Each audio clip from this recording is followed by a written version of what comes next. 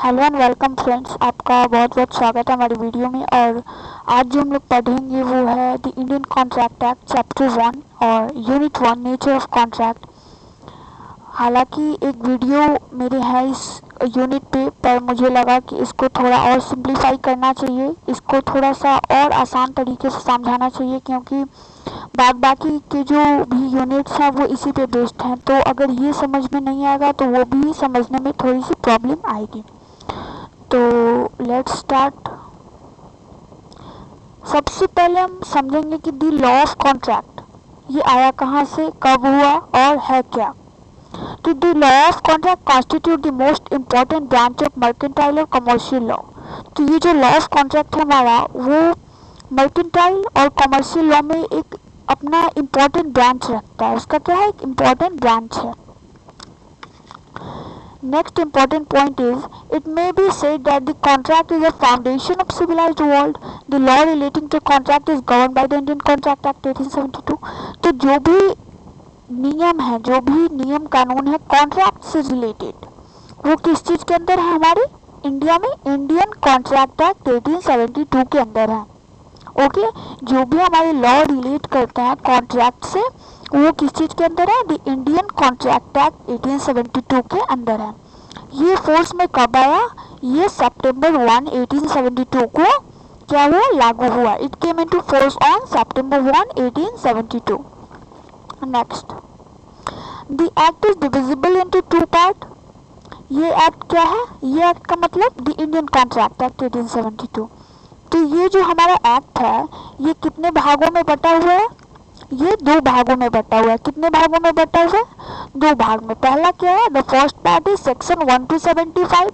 The पहला section है वो कितना तक है, 1 to 75, जो किस चीज से डील करता है, general principle of law of contract and therefore apply to contract. जैसे कि the first part section 1 to 75 deals with the general principle of law of contract and therefore applies to all contract. और जो दूसरा part है वो किस चीज पे है, the second part section 124 to 238 deals with the short and special kinds of contract, for example indemnity, guarantee, bailment, plays and agency. तो अभी तक जो हम लोग पढ़े वो है कि कॉन्ट्रैक्ट किस चीज का इंपॉर्टेंट ब्रांच है, मर्केंटाइल और कमर्शियल लॉ का। उसके बाद ये हमारा क्या है, सिविलाइज्ड वर्ल्ड का क्या है, एक फाउंडेशन है, एक बेस है। क्या है, हमारे सिविलाइज्ड वर्ल्ड का क्या है, एक बेस है। उसके बाद क्या है, ये एक्ट कितने भाग में बटा हुआ है, तो ये एक्ट जो है दो भाग में बटा हुआ है। पहला सेक्शन 1 to 75 और दूसरा सेक्शन 124 to 238। जो 1 to 75 किस चीज से डील करता है, general principle of law of contract से, और सेक्शन 124 to 238 किस चीज से डील करता है, हमारे indemnity, guarantee, bailment, plays and agency से।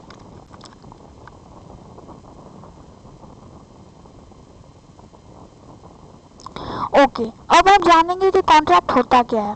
कॉन्ट्रैक्ट हम किस चीज़ को बोलते हैं। ऐसे कॉन्ट्रैक्ट बहुत प्रोफेशनल वर्ड है, सुनने में अच्छा लगता है कि बहुत सारे बिजनेस में यूज होता है, बहुत सारे फील्ड में यूज होता है कॉन्ट्रैक्ट। लेकिन व्हाट इज कॉन्ट्रैक्ट, जब आप सुनते हैं कॉन्ट्रैक्ट तो क्या आपके मन में सवाल उठता है, होता क्या कॉन्ट्रैक्ट, कॉन्ट्रैक्ट कैसे बनता है। तो ओके, अभी हम लोग जो समझेंगे वो है कॉन्ट्रैक्ट का डेफिनेशन। तो the term contract is defined under section 2H। जो कॉन्ट्रैक्ट है वो किस चीज के अंदर डिफाइन है, सेक्शन 2H के अंदर। Section 2H of Indian contract act defines the definition of contract. For example क्या है, एन एग्रीमेंट इनफोर्सिबल बाय लॉ। एक एग्रीमेंट जो लॉ के तरफ से क्या हो, इनफोर्सिबल, उसे हम क्या बोलेंगे, कॉन्ट्रैक्ट बोलेंगे। तो एग्रीमेंट कब बनेगा वो हम आगे पढ़ेंगे, या फिर एग्रीमेंट होता क्या है वो हम आगे पढ़ेंगे। तो फिलहाल के लिए व्हाट इज कॉन्ट्रैक्ट, तो an agreement enforceable by law is called contract. In simple language, an agreement enforceable by law is called contract. Okay, the contract consists of two essential elements. Contract जो दो essential elements carry करते हैं वो क्या क्या है, पहला एक agreement और दूसरा enforceability by law। इन दोनों में से कोई भी एक मिसिंग होगा तो क्या होगा, कॉन्ट्रैक्ट नहीं बन पाएगा। पहला क्या चाहिए हमें, एक एग्रीमेंट चाहिए, दूसरा क्या चाहिए, इन्फोर्सिबिलिटी चाहिए, किसके तरफ से, लॉ के तरफ से। उसके बाद क्या है, एग्रीमेंट। एग्रीमेंट क्या होता है, the term agreement given in section 2E। The term agreement given in section 2E of the act is defined as every promise and every set of promises forming the consideration for each other. नहीं समझ आया? Okay, agreement क्या होता है? पहले तो agreement हमारे Indian contract act 1872 में किस चीज के अंदर है? सेक्शन 2E के अंदर है। किस चीज के अंदर है? सेक्शन 2E के अंदर है। उसके बाद ये क्या कहता है एग्रीमेंट कि जितने भी प्रॉमिस होते हैं वो एक दूसरे के लिए कंसिडरेशन फिक्स करते हैं। कंसिडरेशन क्या करते हैं? फिक्स करते हैं। जैसे कि मुझे एक बाइक लेना है, ओके, तो मैं क्या करना होगा हमें कि बाइक मेरे लिए क्या है? एक कंसिडरेशन है, और दूसरे के लिए क्या होगा? Consideration money. जो भी उस बाइक की कीमत होगी उसके लिए क्या है? कंसिडरेशन होगा। तो हम दोनों के लिए क्या कंसिडरेशन है? एक के लिए कंसिडरेशन बाइक है तो दूसरे के लिए क्या है? मनी है। तो ये दोनों मिला के क्या बन जाएंगे? एक एग्रीमेंट बन जाएंगे। ये दोनों मिला के एक एग्रीमेंट तैयार होगा, और ये एग्रीमेंट क्या होगा? इन्फोर्सिबल होगा लॉ की तरफ से। तब हम दोनों के बीच क्या हो जाएगा? कॉन्ट्रैक्ट हो जाएगा। ओके, तो पहले तो हमें एग्रीमेंट देखते हैं कि एग्रीमेंट क्या है? Every promise and every set of promises forming the consideration for each other is known as agreement. Section 2 भी डिफाइंस प्रॉमिसेस। अब प्रॉमिस क्या होता है? प्रॉमिस होता है when the person to whom the proposal is made signifies his assent. Promise क्या होता है? जब किसी के लिए कोई प्रपोजल बनता है, जब किसी के लिए कोई प्रपोजल बनता है और वो क्या करता है?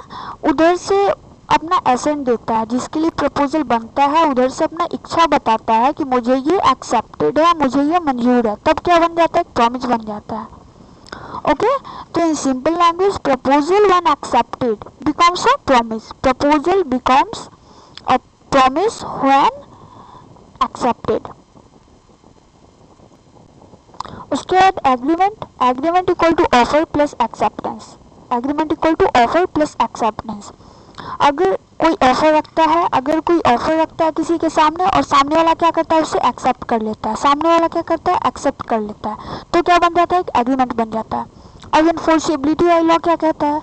इन्फोर्सिबिलिटी वाली लॉ कहता है कि आप जो भी एग्रीमेंट बनाए हैं, आप जो भी कॉन्ट्रैक्ट के लिए आप एग्रीमेंट बनाए हैं, वो सही है कि नहीं, वो लीगल है कि नहीं।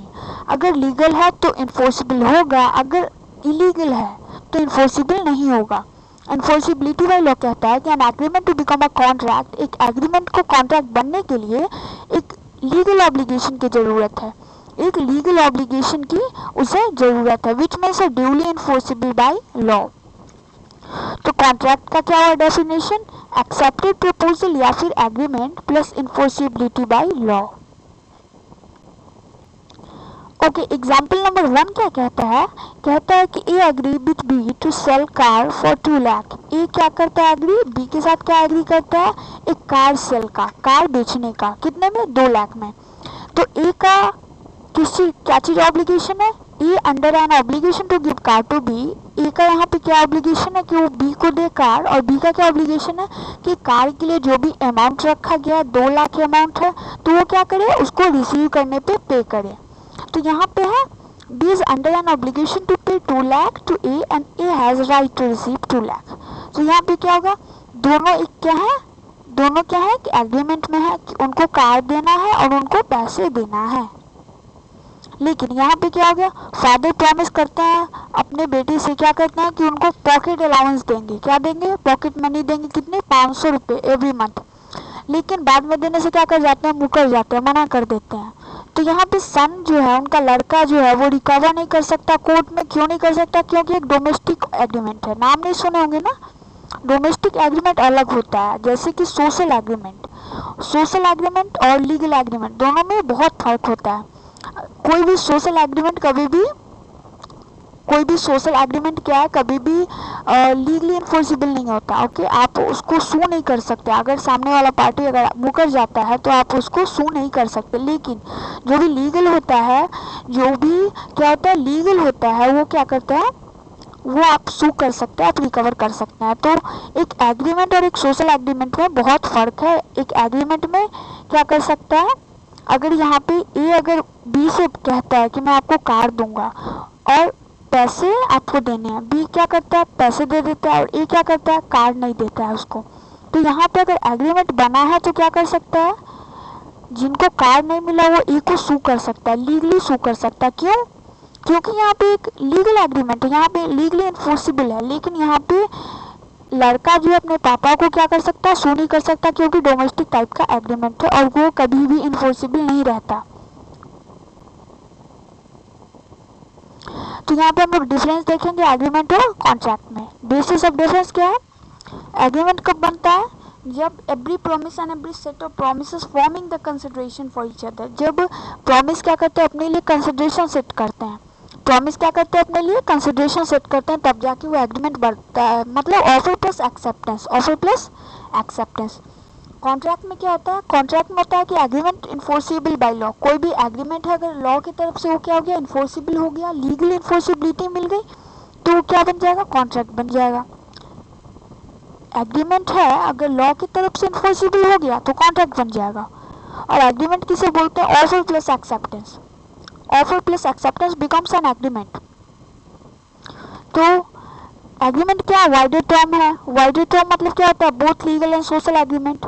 एक एग्रीमेंट लीगल भी हो सकता है, एक एग्रीमेंट सोशल भी हो सकता है। एक एग्रीमेंट क्या हो सकता है? लीगल भी हो सकता है और एक एग्रीमेंट सोशल भी हो सकता है। जैसे कि हम लोग अभी एग्जांपल देखिए, कार वाला और पॉकेट मनी वाला, तो वो क्या हमारा एग्जांपल है वाइडर टर्म का कि both legal and social agreement भी हो सकता है। ओके फ्रेंड्स, तो हम लोग बात कर रहे थे किस चीज़ का? वाइडर टर्म का, कि एग्रीमेंट क्या होता है हमारा, वाइडर टर्म होता है। कैसे? क्योंकि एग्रीमेंट क्या होता है? लीगल भी होता है, सोशल भी होता है। लेकिन कॉन्ट्रैक्ट क्या है? कॉन्ट्रैक्ट हमेशा लीगल बनता है, ना कि सोशल बनता है। कभी भी एक सोशल एग्रीमेंट कॉन्ट्रैक्ट हमारा नहीं बन सकता। क्यों? क्योंकि उसको क्या होता है, इन्फोर्सिबिलिटी वाली लॉ नहीं मिलती है। कोई भी सोशल एग्रीमेंट में जो भी पार्टी है वो एक दूसरे के ऊपर सू नहीं कर सकते। क्यों नहीं कर सकते? क्योंकि वो कॉन्ट्रैक्ट बनता ही नहीं है। और जो कॉन्ट्रैक्ट बनता है उन्हीं को लीगली हक है कि वो एक दूसरे को सू कर सकें कोई भी हानि होने पे। तो एग्रीमेंट क्या होता है? लीगल भी होता है, सोशल भी होता है, तो वाइडर टर्म होता है। कॉन्ट्रैक्ट क्या होता है? हमेशा नैरो सेंस होता है। नैरो सेंस का मतलब only legally enforceable agreement, only legally enforceable agreement ही कॉन्ट्रैक्ट बनता है। तो एग्रीमेंट क्या होता है? May not create legal obligation and agreement does not always grant right to the parties. Okay, तो एग्रीमेंट क्या है? हमेशा पार्टीज को राइट्स नहीं प्रोवाइड करते हैं। एग्रीमेंट्स जो हैं हमेशा राइट्स नहीं प्रोवाइड करते, लेकिन कॉन्ट्रैक्ट में हमेशा राइट्स प्रोवाइड होते हैं एवरी पार्टी को। Necessarily create a legal obligation, a contract always grant certain right to every party.